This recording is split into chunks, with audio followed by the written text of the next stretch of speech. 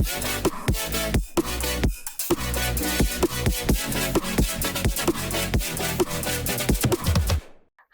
guys, I am super excited because we brought somebody back.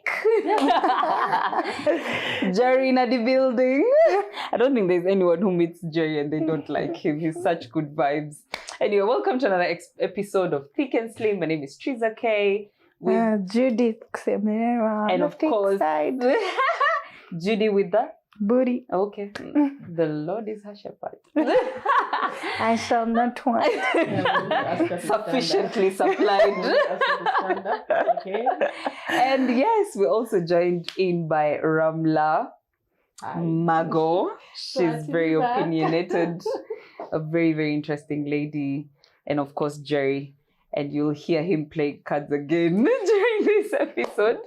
But yeah, for this particular one, I know this is something that, you know, on our social media pages before that we've had people talk to us about. I remember there's a lady who had sent us an inbox on our Facebook, and she was talking about the traumas that she has grown up. She grew up with all the traumas she experienced as a child, and you know how she had to deal with them. And I was like, okay, Judith, first, come. How do we dissect this? Because all of us have been through something in our childhood. So why not talk about it? So yeah, childhood traumas and how we have healed or how to heal from them. Of course, we don't have answers for everything, but from what we can tell you, maybe it can help someone. And everybody heals differently. I'll go by saying, I think the way I heal is more when I spend time in the presence of God, and then you have a spiritual head that you look up to that helps you and firms you up a bit. Others will say they'll go to a therapist, but probably for me, a therapist does not work for me. But the fact that I have a spiritual head, and then he affirms to me how God loves me so much, and that these things that have probably happened to me do not make me less of myself, but make me enough and so filled, and that to know that God loves me so much. And I can assure you, you cannot put me down after that. And let me tell you, the traumas keep going on, you know, because you're going to get into another relationship, you're going to have another adult friendship broken. You get there's so much that goes on. There are parents who fight with their kids, and the kids never talk to you again. There's a lot of trauma, but like I was saying, everyone heals from it differently, giving themselves to God, others giving yourself time to heal, staying away from the crowd, and then you hear your friends say, "Oh, we never see you, you're hiding." I'm healing. I can't give out what I don't have. You get? I think since you've kicked us off, maybe I would want to hear from you, or maybe someone would want to know, like, what is that one childhood trauma that you've gone through, and how did you heal from it? And to some people this could be news, because probably family doesn't know, friends don't know, but I have instances of rape that even you've never spoken to anyone, which were somewhere from people you know, maybe family, and others were from friends later in life, went to campus, and you've never said a thing. But you've never said a thing. You have to heal from it. And when people see you seeking God, they do not know why you are actually seeking God. But you want someone to fill you up and to know that you need that assurance of love. And have you met people who have not healed and they are so broken, so bitter, and you can't even stand a relationship? But I am very sure that people I have dated could never have known that I have gone through all these things, because I gave myself, God gave me an opportunity to heal. I like how you say that people heal differently. From someone who has, like a lady who has gone through rape, what's the one thing you would advise them? Because for them, they probably, that whole spiritual aspect might not work for them, because at that point they're thinking, how would God let this happen to me? All I know is that seek help. Seek help, because then the person you're dating is going to suffer. I'll give you an instance. That now sometimes, especially for someone who has been raped, there's a certain way you start to look at men. There are certain things that are going to be triggers. You get, for example, someone touches you. There was a time in my life, if someone did this, I would be like, and I complain up to today. I don't like people who are in the bar and you're touching me. No, you don't do that, because it's something I'm still dealing with, because it's a process. At least now I've let go, but I remember then, the moment you did your hand like this, red flag. To me, you were a red flag. And I've not talked to you about all these things. And then also, if a guy would approach you and then you're past the talking stage, and then things are leading to somewhere and it's about to go down, you're on your toes. And you're like, oh my God. So before you know, you're dodging people, and someone doesn't know what is going on. That's true. So I'm very sure that people who dated me, especially after all those experiences, suffered most, but they would never know. I didn't talk about it. And then there are people who you be with in a relationship and you're comfortable to talk about it. There are others you're not willing to talk about it, and yes, he's going to take it on you. You get. Jerry. Jerry. Wow. That got very deep. Right. Yeah. I think for starters, kudos for finding a healing path that did not cause more damage, both to you and to people around you.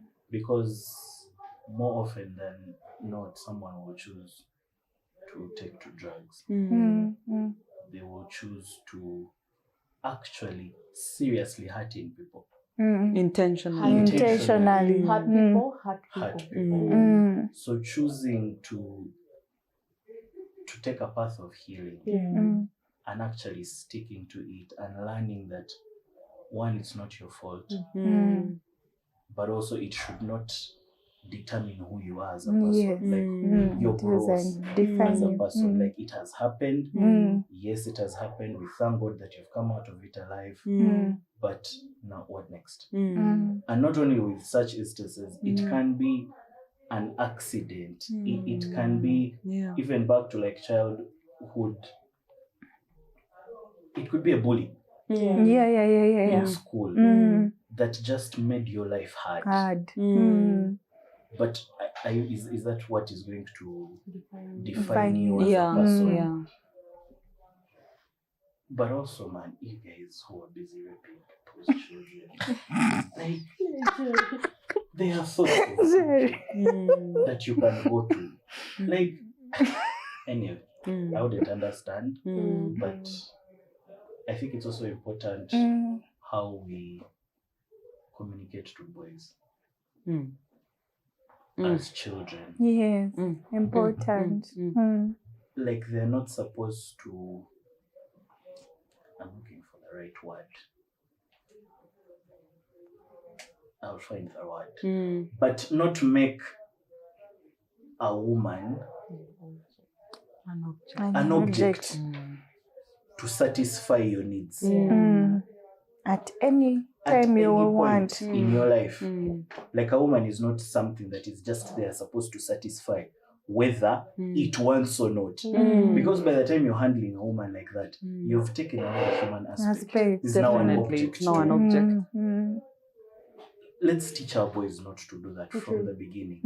And some of these things come from how they've seen their males in their life treat their mothers, Mm.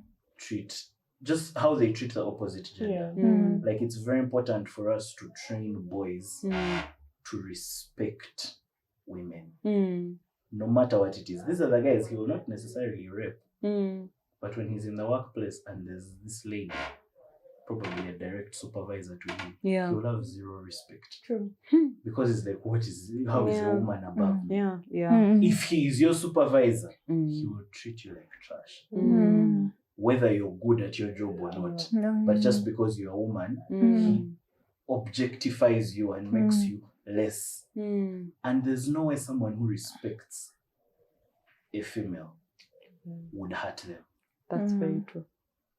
So it comes right from how they have seen things being done. But also, with especially things pertaining to sex and stuff, some people have their own demons. True. Wow. True. Like seek help. I know. Yeah. And you can know when unhappy is not healthy. It's not even normal. Yeah. It's not human. Because if you had an option, like I said earlier, there's so many other options. There's someone who's ready for your 2K and they'll solve your problems. But they find quote unquote pleasure in the forcefulness of it. So I think there also has to be ways we take this without necessarily dragging them, but help them through certain things. Because maybe he doesn't know anyway. That's true. Maybe that's By the only way he you're knows. raping your own wife. Or your daughter. Or your daughter. Those are extremes, but someone who doesn't even care about consent from his partner. And you know, that's usually an unpopular opinion because people, especially in the African setting, people are like, but that's your husband. If he wants, give it to him. But there are days as a woman where you're really not in it and you expect the person that you love and treasure and trust to respect that and to understand that and to talk it out with you about it. So when you hear people in marriages and women are saying, yo, this happened, and people are like, you're a married woman, like, you know, that is a concept or a concept, that the African society needs to try and understand and learn what you know and learn something new. Yeah. There's a story I know of that there was this rich man who used to park around Naguru, and these kids were coming from school, quite unfortunate, and he would call them, give them little money, girls, and play around with them in his car. And the kids knew that when they see that car, they walk to the car, or they tell their friends, he gave me 2K. He gave me 2K, he gave me a sweet, he he'll gave just me snacks. just be okay. You So get they're getting that's people quite in. So he entices unfortunate. It's really quite unfortunate. But those kids later are damaged. I saw something online. Sorry to deviate a bit, and this might come off as an unpopular opinion, but I felt that this was just wrong in every sense. There's this popular Asian spiritual man that was trending online, His Holiness or something, and he's seated there, and a young boy comes and he's asking him, like, you know, my tongue, suck my tongue in freaking public. In public. So he had to do a public apology. And he had to do a public apology saying, and the people who were behind his apology, because he's definitely not the one who did it, if you know how these things work, could have been his PR team or something, and they issue an apology. But by this time he's doing that, he's comfortable doing that. That means there's a lot that goes on behind the scenes that we don't know. See. And you're looking at this young boy who years from now is going to look at that clip and see what the world was talking about him and see, and now, you know, and like that's very traumatizing to anyone, you know. Like, that's an innocent child. And then remember, even where they're raised, this person is seen as a god, as in no lie, like especially who we're talking about. His holiness. He's considered as the most holy, and how they go through their rites of passage to become who they are. These guys are put on a pedestal. So, like she says, you can only imagine if a child thinks the Holy of Holies is meant to act a certain way. If this man can do this to me, then what am I to expect from everyone else? Yeah. And then just going back to what Judith was talking about, childhood trauma and how to heal from that. I think every one of us has something. If we think back, it's a bit traumatic, or conversation society doesn't want to have, but uncles who will greet you and be like, "Oh, but Teresa now has breasts. You now have breasts. Someone has. Are they talking about Teresa, a 13-year-old? look at that. You know, This and it sounds very innocent. It sounds innocent until you're like, why would my Wait a minute. uncle be Why is my uncle looking at in my that way? But even if he's looking, he doesn't have to say anything about it. Where I wanted to come with it is, so we have people who go through some of that trauma, and for us, we're not there to experience it with them. So you have maybe a cousin who an uncle used to come over and do all these weird things to them, or a family friend, or spectrum is broad, and they've grown up with all this built up anger, resentment, and they've never talked about this stuff. They've never healed. But now you're coming as an adult and telling them, but that stuff happened when you were a child. I faulted on that. I think even I made that mistake where, you all go through different experiences and you're like, but me, if I could go through that, who are you to still be complaining about it? But we all have different learning, different healing processes. So for me, it might have hurt me to the core of, I don't know how to maneuver through the pain I'm going through. Then you, if you're lucky enough to have gone through a healing process or found your process of healing, I become spiritual, I've gone and seen a therapist, I've talked to a close friend, so I've let it off my chest. But then for people who have not, give them room to heal the way they need to heal. Thank you. Don't try and put the healing process on your own timeline, because you're adding more damage or more pain to this person than you think. If it means taking yourself out of that equation and letting this person, however long it means for them to go through it. Because you can advise and give reason, give them room enough to heal. Of course, you can advise and make recommendations, because sometimes you could know what might help them, because you have an idea of what they're going through, but you can't be in it if you are not there, if you are not in person. There's things people will even tell you the surface. Like Judith will give you her story of what happened. She might not even tell you the full story of what Definitely happened, not. She's not yet ready to put herself out there. But the fact in itself that this person is willing to tell you that you hurt me, or I was hurt, leave them heal. And you see, that brings me to another childhood trauma that I think so many people in so many families go through, and that is influence from family members. Family can traumatize you. And you see, like what Judith was saying before, like some of these things that she or someone else is going through have come from family members. But you can't talk about it because this uncle is well respected in the family. You're going to tarnish the family's name. If you go and report such a thing to the authorities, you're going to put our family on the map and our name is going to be spoiled. So now you're the victim, but now you've been made the villain. Yeah. How dare you? How dare you? How dare you do this?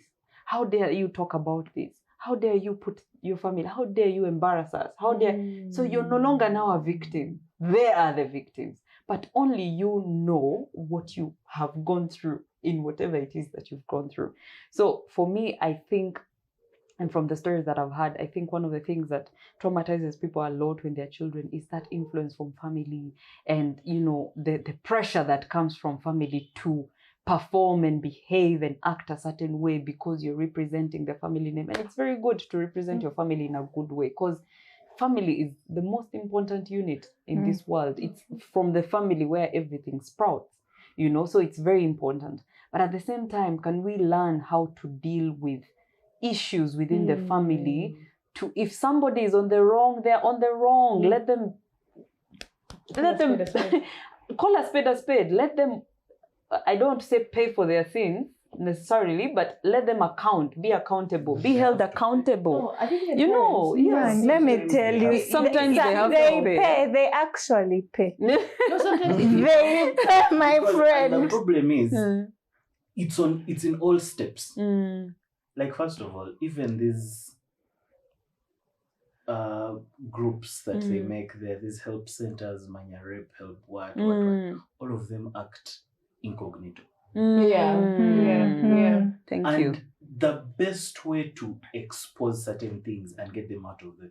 By the time this guy has raped his niece or his daughter, it's because he's sure she's not going to say anything to embarrass the family. him Or she's not going to be whatever. believed. Or he Exactly. is not going to be believed when he So says it. how do we find a way to make it normal for this girl to come out? And Because see. she'll go to police and they say, who is it? My uncle. They shut it. That's it. Go and discuss it as a family. Exactly. They call your mother, sort this thing out as a And family. it continues as a trend because he knows. I'm protected. Exactly. I'm safe. But if that young boy who has it in him sees his uncle getting embarrassed or his dad getting embarrassed, there's no chance he's going to do that. Definitely. But you see, it just keeps on being covered with a blanket. Families need to be able to. So if someone reports, for example, because we've had the stories, guys. You've had, man, there was a family meeting. Yes, it's drop on family. They called uncle only. They called us into a meeting. I don't know what happened. Then you hear those stories. Families need to be able to call this stuff out. Where you're saying, if ABCD is doing this, our kids should not go and visit. Thank you. Or let him not visit us. There has to be checks put in place. Let's not just sweep it under the rug. Then the guy is on visiting your home. He's on to... Okay, sometimes maybe he's the one, maybe they're business partners. There might be things where you might not be able to pull the plug on someone's relatives. But protect your people or protect your own. If it means you find a way where the kids, every time they visit, the kids have gone somewhere, so be it. So be it. Protection here comes to the parties that are hurt, not the hunter. And you see, I feel like some of these things, they don't just happen one day out of the blue. You hear maybe a child kept telling the mom, uncle touched me weird.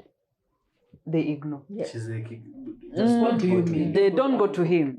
Then the second time, mommy, this and this happened. And then eventually, he actually does it. Because now, the child has called wolf so many times. The child has gone to report, and it was all she knows brushed off. So now she knows nothing is gonna happen. Nothing is gonna be done. So I think measures, just have some measures in place whereby listen to your children, listen to your sisters, listen to your whoever, listen to your sons, listen to your brothers. Because we also need to take away from the fact that this stuff only happens to girls. Man, boys have it bad. And now and it's worse for them. Boys have it bad because it's no one worse looks at for them them. as a victim. Thank you. It's worse for them because they no one believes them, and they've been the villains for far too long. So ideally, you're the one who's supposed to be. There was an incident some years back where a guy went to report in Kenya. A guy went to report that 4 women had raped him, and then the officers were laughing at the guy like, "How do women rape you in the first place?" It was a very controversial story, so to speak. But there are men that have been sexually abused in different ways, in crazy ways. The world has really gone like berserk and you will hear these stories, and the person is just. And it doesn't have to be, that because women are raped by men should be raped by women. Of course not. But you find that a man has the incident we were talking about, like that sexual inappropriateness of an older man telling a young boy to suck. What would happen behind closed doors? Would it go beyond sucking? You understand? So those are some of the things that people go through in their childhood, and trying to get somebody, but I give you props, trying to get somebody to heal from rape. I can't even imagine. I can't even imagine. It takes God.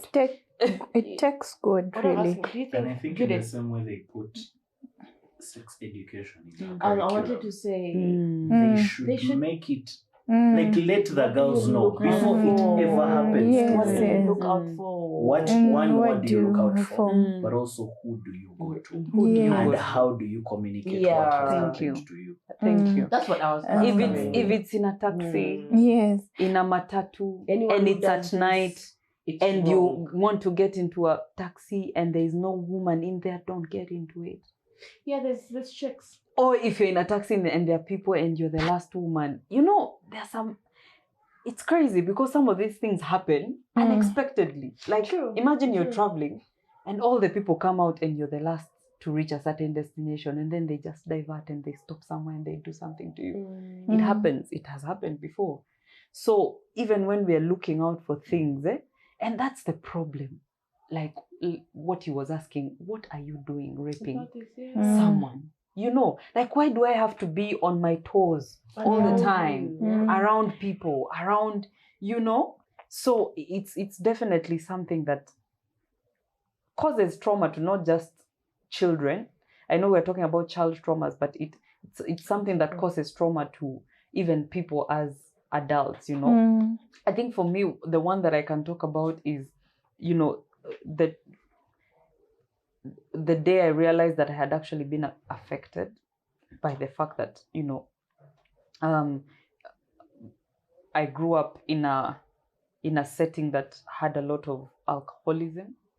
And much as, you know, we grew up with love and support and everything, you realize that it really affects you. It affects the way you relate with people. It affects the way you see people. Let me tell you, there is no way I've never dated a guy who drank.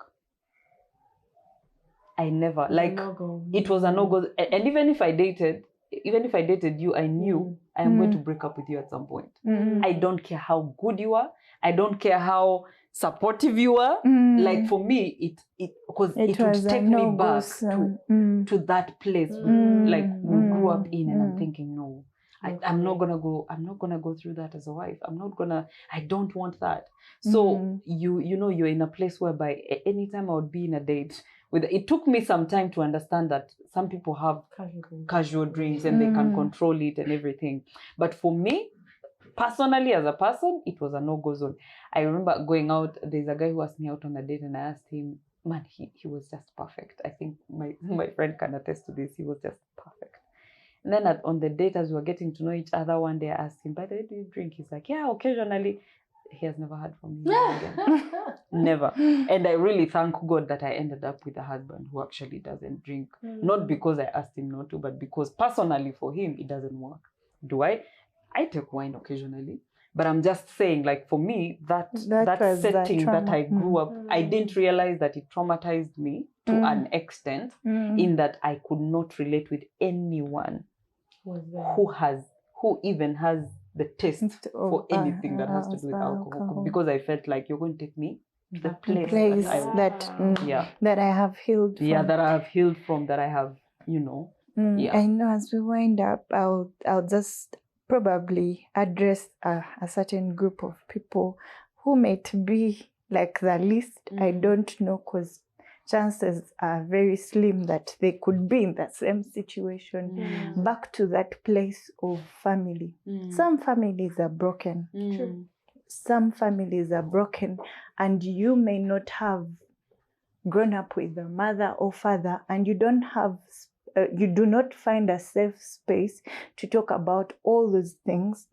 And probably, but I remember there's one thing I used to do. I used to go and sit on the bulk, like on the floor, look up the sky and ask God, will I ever be happy?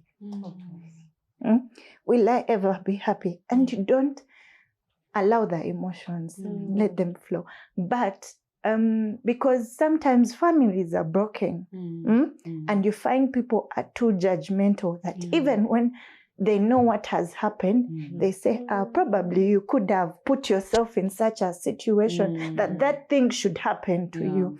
I am asking families out there, accord those kids grace.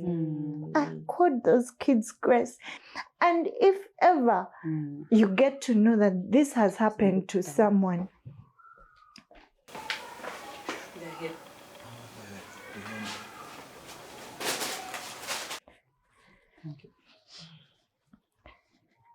And when they choose to find a way of the best way they can heal, and which could be finding a spiritual father, walking away, accord them grace.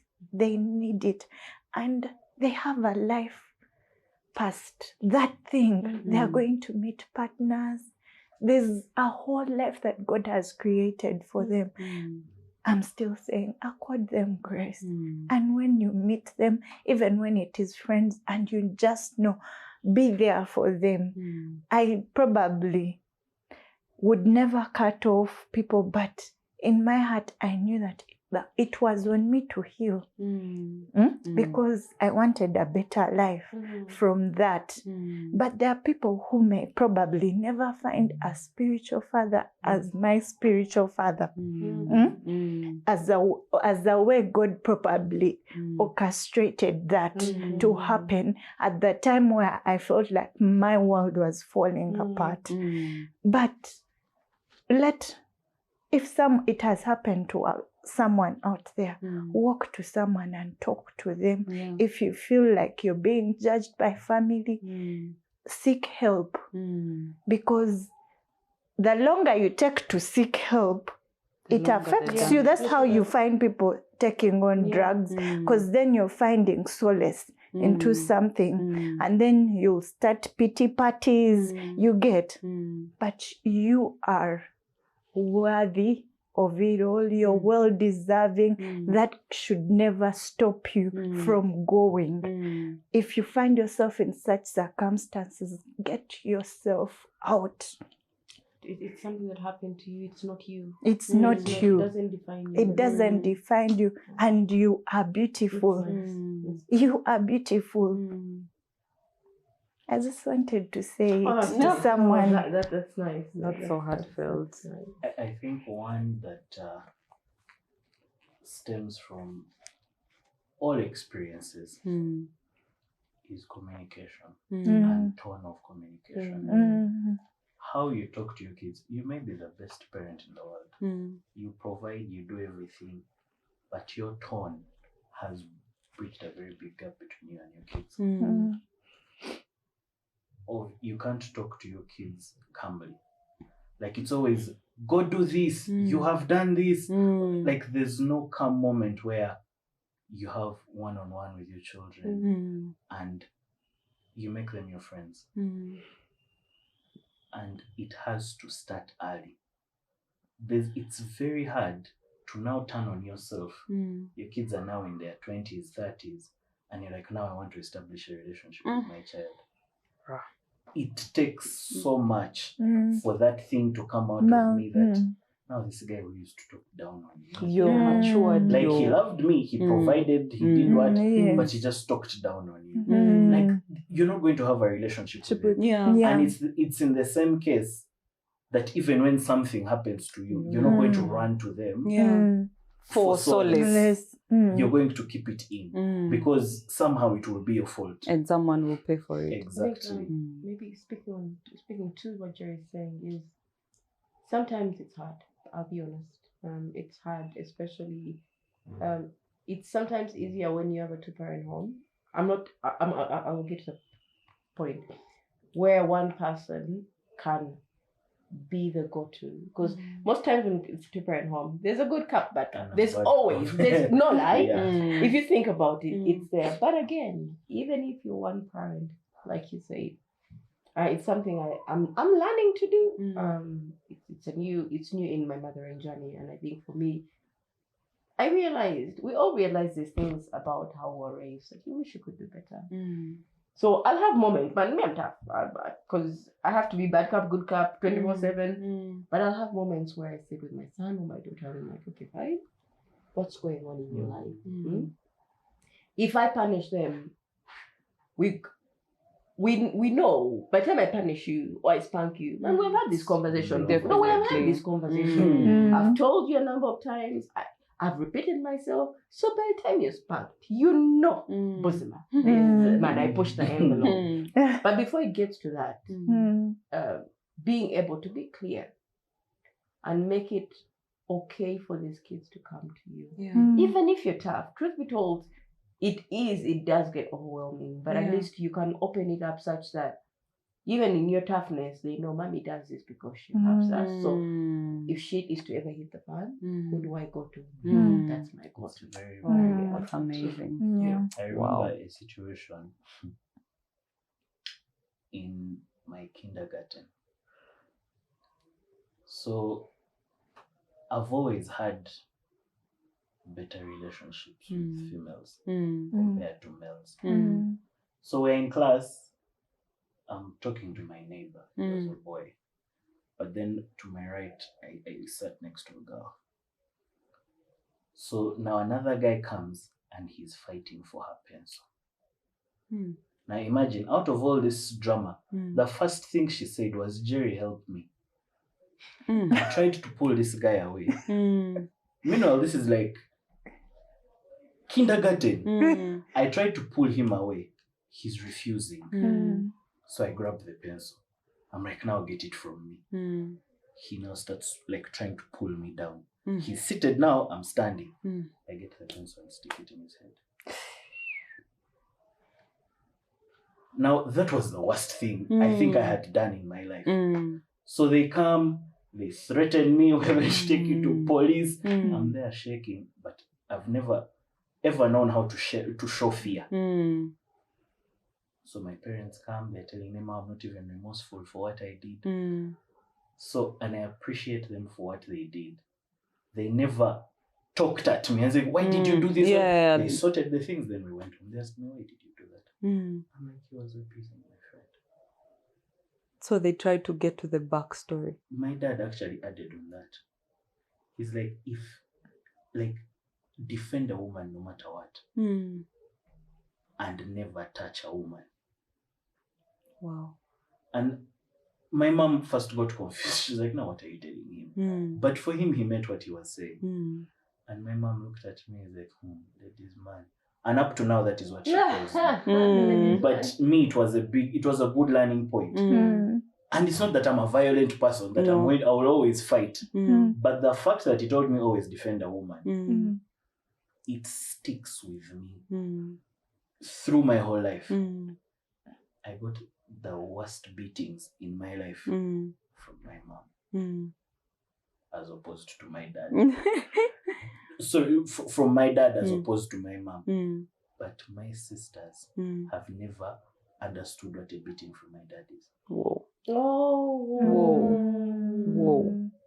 And they have understood what it is from my mom. I get you. So like they always had the same thing with good cop, bad cop. But you see, it instills a certain level of respect. Yeah. Yes, it does. Yes, it does. Even from the girls, they know how to handle conflict, especially with each other, with fellow females. Because my mom will talk to you until she can't talk to you anymore. And she will whoop you. I mean, in any way possible. That's true. Now, my dad, he will try his level best not to get physical with a female. And that is probably something he learned from his life or learned not to do from his life and made sure I will not do it. And also my boys will not do it.